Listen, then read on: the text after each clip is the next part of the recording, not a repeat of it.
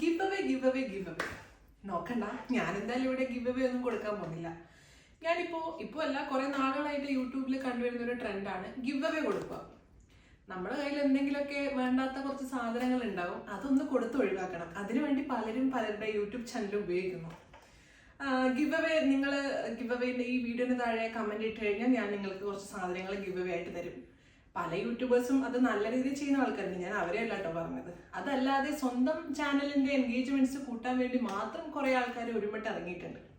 അതിൽ ഓരോരുത്തരെ കമന്റ് ചെയ്യുന്നതാണ് ഭയങ്കര ഫണ്ണി ആയിട്ടുള്ള കാര്യം. എനിക്ക് തോന്നുന്നു ടീനേജേഴ്സ് ആണ് കൂടുതലും ഈ ഒരു ഇതിൽ വീണ് പോകുന്നത്.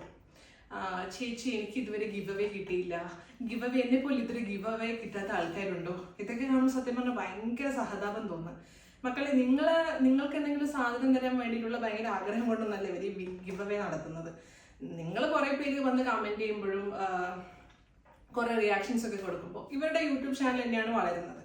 അവരുടെ എൻഗേജ്മെന്റ് കൂട്ടാൻ വേണ്ടിയിട്ടുള്ള ജസ്റ്റ് ഒരു മീഡിയം മാത്രമായിട്ടാണ് അവർ ഈ ഒരു ഗിവ് അവേ പരിപാടി കാണുന്നത്. അപ്പോൾ ഇതുപോലുള്ള ഓരോ ചതിക്കുഴി എന്ന് പറയാൻ പറ്റില്ല, ഇത് അത്ര വലിയ ചതിയൊന്നുമല്ല. എന്നാലും നിങ്ങളൊന്ന് ആലോചിക്കും ഇതിൻ്റെയൊക്കെ ആവശ്യം എന്താണ്. അവരുടെ എന്താ പറയാ, അവർക്ക് വേണ്ടാത്തൊരു സാധനം കൊടുത്ത് ഒഴിവാക്കുന്ന ഒരു കാര്യത്തിന് നമ്മൾ എന്തിനാ വെറുതെ പോയിട്ട്.